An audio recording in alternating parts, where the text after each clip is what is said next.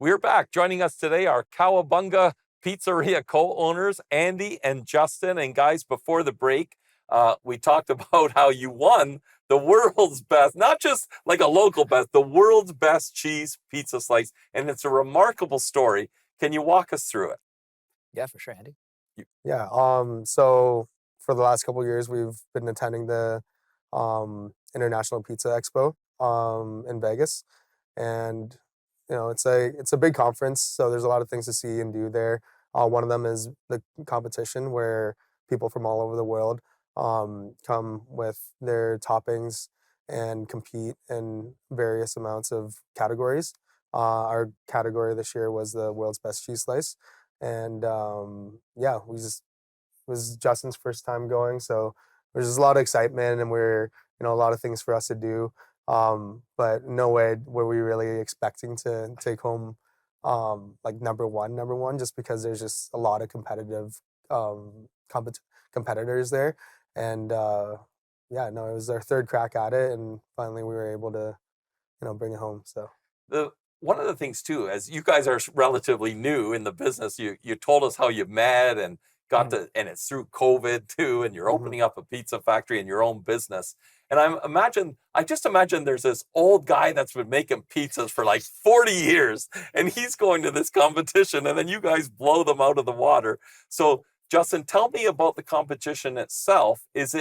How does it work? Like, is there rounds? Like, do you go up against another slice and then it gets voted and you advance like a tournament Yeah, kind of thing? absolutely. So there's two rounds. There's a preliminary round and then there's the finals. In the preliminary round and in the finals, it's all a blind tasting. So what'll happen is there's going to be about 50 competitors within the day that make a pizza, and there's a random set of judges, and they don't know whose pizza they're eating. They're just basing it off of things like the color, the aesthetic, the flavor, the presentation of it as well, and whether or not like the chef had actually cleaned up their station and did good practice within the kitchen over there. So those are some of the types of things that they had graded it on, and they had announced the preliminary winners, the top five, to advance the first day, and then we had found out that we had came in fourth. So the days after that, I think it was like the Thursday, we had to go back and compete again. Okay. And I think there was an interesting part of that story from what I've learned is you guys only took enough stuff, some of the ingredients for one round, and you ended up having to, well, I'll let you tell the story, Andy, of what happened after you advanced into the finals. Yeah, so obviously bringing a lot of people ask how we bring if or whether we bring our own ingredients Mhm. to the competition, and the answer is yes. Some of it is brought on the carry-on bag, some of it's brought in a checked bag. What happened was we actually lost our checked baggage, which contained all of our main ingredients, like a lot of dough, sauce, cheese. And we made it to Vegas, didn't make it with us. But we had enough dough on the flight with us to compete in the preliminary round. Luckily for us, we had a lot of support from our suppliers on the floor of the expo. Went and explained to them what happened. They were happy to give us some sauce and cheese. And then we just squeaked into the competition in fourth place in the preliminary round, which qualified us to the final.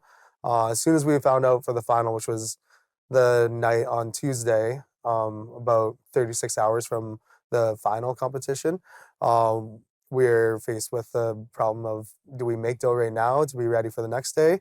That isn't like the technically our dough that we used at the shop, or do we send somebody from the shop bringing more ingredients the next day on a flight? And that's what we decided to do, is a little bit of a Hail Mary, I call it. And, the checked baggage might not have made it the second time we brought it, but luckily for us, it did.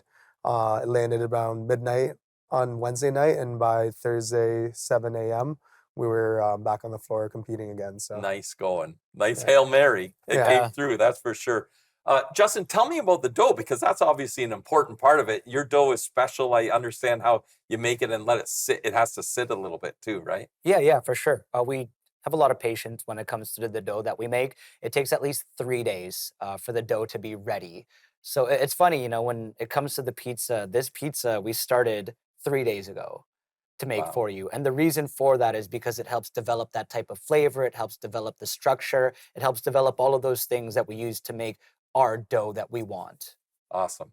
We need to go to break right now. We're going to hear more from Andy and Justin when we continue on Canadian Innovators. Stay with us.